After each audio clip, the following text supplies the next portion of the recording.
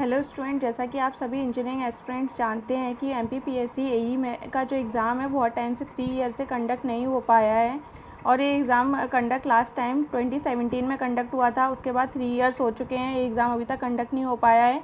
और स्टिल बहुत सारे स्टूडेंट्स हैं जो थ्री ईयर से इस एग्ज़ाम के लिए हार्ड वर्क कर रहे हैं और इतनी कड़ी मेहनत कर रहे हैं। और फिर एग्ज़ाम अभी 3 ईयर से इसका कोई नोटिफिकेशन भी रिलीज़ नहीं हुआ है और इस साल भी इसके कोई चांसेस नहीं है आने के। और स्टूडेंट्स, आपको अपने लिए ही आवाज़ उठानी पड़ेगी। जो लोग इतने टाइम से मेहनत कर रहे हैं, अगर वो इस साल भी चुप होकर सिर्फ मेहनत ही करते रहे तो उससे कुछ भी फ़ायदा नहीं होगा, क्योंकि ना ही नोटिफिकेशन रिलीज़ होगा और ना ही फिर एग्ज़ाम कंडक्ट का तो आप भूल ही जाइए।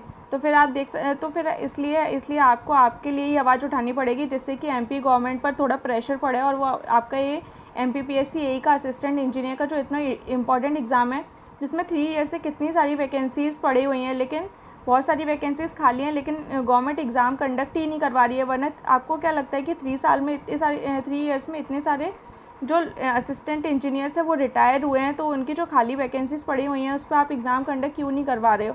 इसके लिए हम लोग आवाज़ उठा रहे हैं।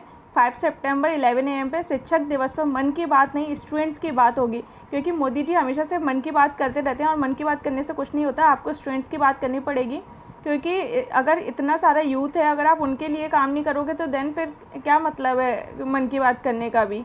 तो इसके लिए आप अगर यही सब चीज़ें अगर नेताजी लोगों के साथ की जाएँ कि उनका 2 साल पहले चुनाव करवा दो, फिर 5 ईयर्स बाद आपको दे रहे हैं, तो फिर ऐसे तो अगर इस चीज़ में आप अगर नेता लोगों को इतनी प्रॉब्लम, उनका तो सारा प्रोसेस इतना फटाफट करवा दिया जाता है, तो फिर स्टूडेंट्स का भी फटाफट नोटिफिकेशन निकालिए, एग्ज़ाम कंडक्ट करवाइए और रिजल्ट दीजिए, जिससे कि वो अपना फ्यूचर सिक्योर कर सके। Thank you so much friends.